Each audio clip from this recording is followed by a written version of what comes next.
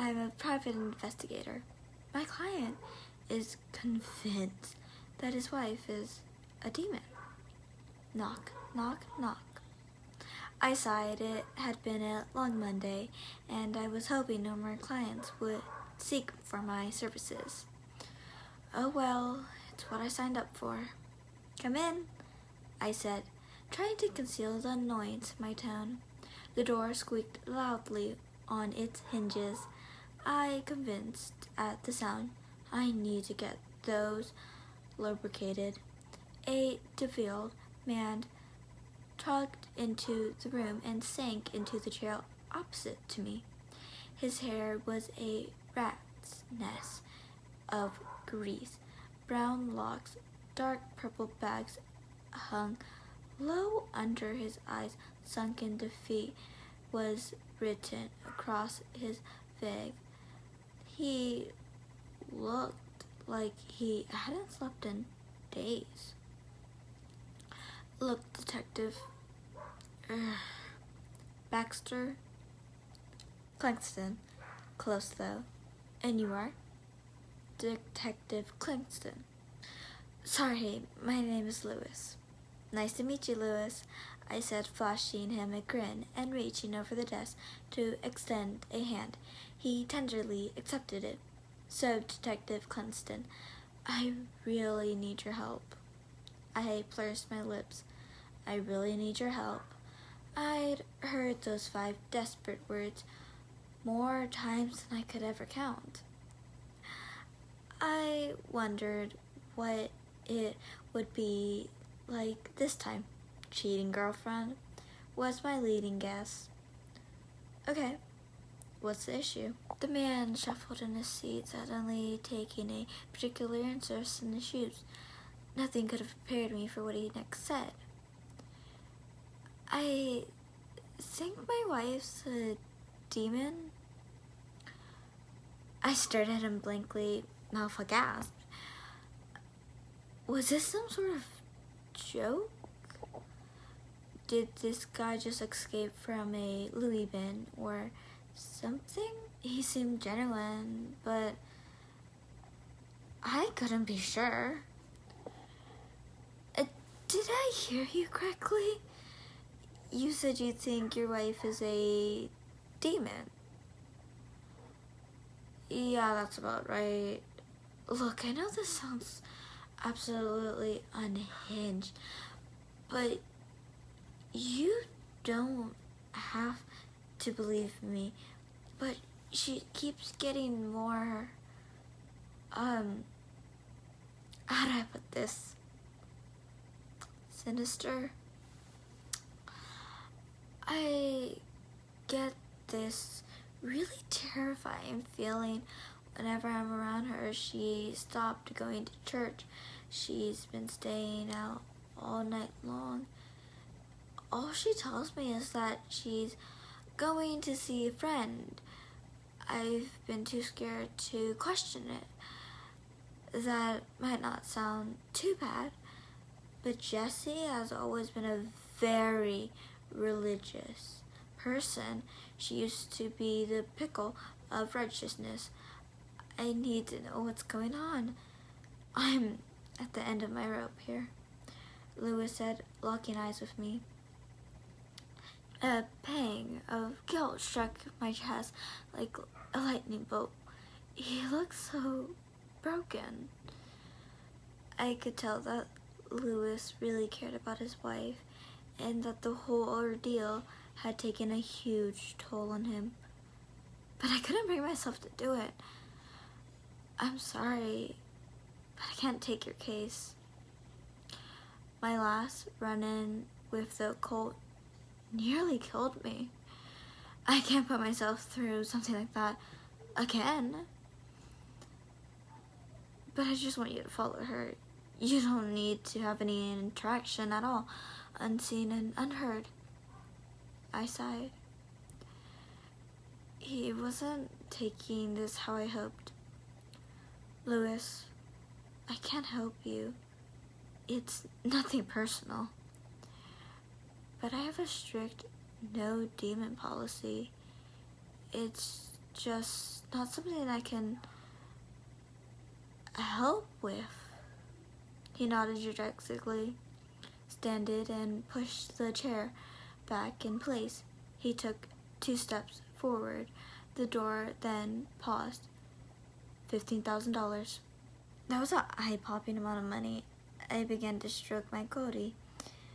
I could do a lot with that amount of cash. 15,000 grand for one job? How hard could it be? You've got yourself a deal. I agreed to start surveilling his wife that evening. I wish that I never accepted that job at all.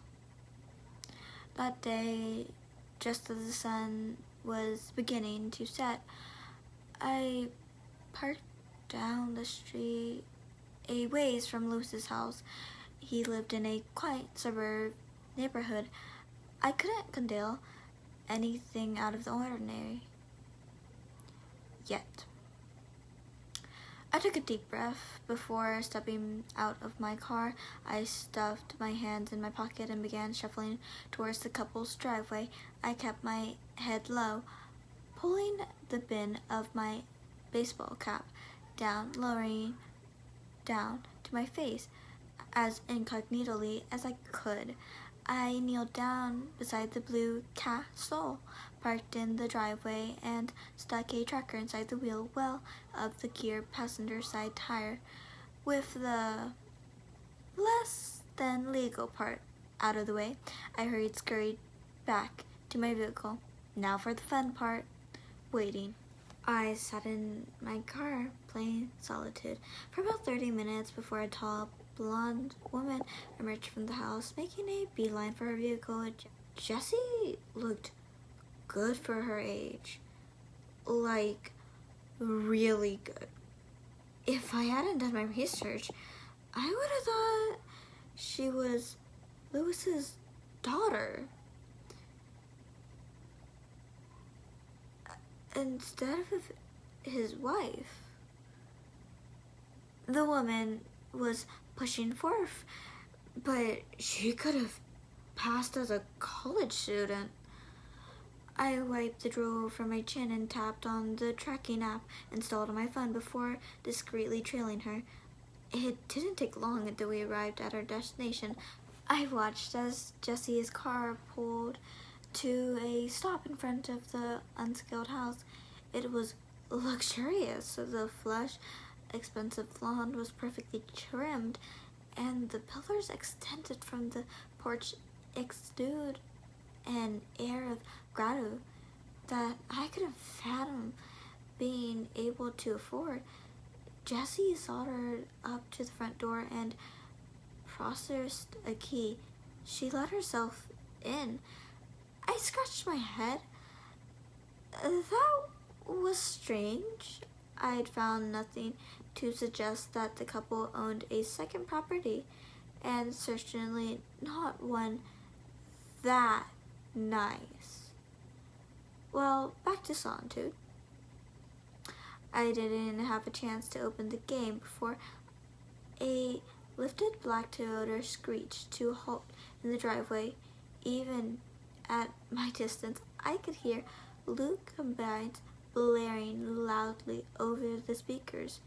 A groomy man with a grimy white t-shirt and blue jeans hopped down from the driver's seat. He looked like he hadn't showered in weeks. I could practically smell the body odor and cigarette smoke waving off him. Gross. Ugh. Don't tell me she's cheating with that guy. The man approached the home with confidence that he had no business processing. He knocked on the door and stepped back. A few seconds passing with no response, he raised his fist to knock again, but the door swung open before he had a chance. The greased ball stepped inside and the door shut quietly behind him. I decided to wait to fill Lewis in until I finished my investigation for the night. No need to lead him to the wrong conclusion if I didn't have all the information first. I thought about pulling out my phone and relaxing until I noticed any more activity from the house. No, I couldn't afford to be lazy, not with 15 big ones on the line. It wasn't hard to find dirt on the owner of the Lash home. Isabel Jarvels was 30 years old with no children, a master's degree in biology, and dropped murder charge. Isabel's husband, a 63-year-old banker named Harry, had died under mysterious circumstances in the couple's home. All the evidence point to Isabel. It should have been an open and shut down case, but somehow Izzy got off scot-free. Interesting. Why was Lewis's wife, a seemingly upstanding member of the community, hanging out with a suspected murderer? The whole thing fell off, as I would soon come to find out. It was